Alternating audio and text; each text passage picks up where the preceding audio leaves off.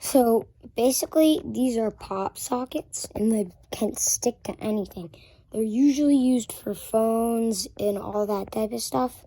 But here, they could literally stick to walls. Like, if there were like big versions of them, you could turn into Spider-Man. Speaking of Spider-Man, I have a Spider-Man one right here.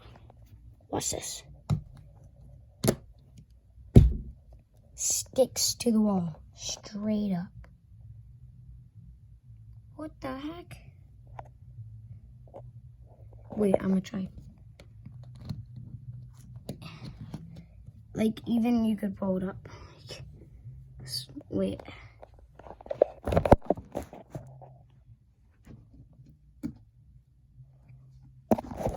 There. That's just some messed up stuff. And here, I'm gonna show you what it did to my phone. Oh wait, I'm filming on my phone. I'm sorry. I will show you that later.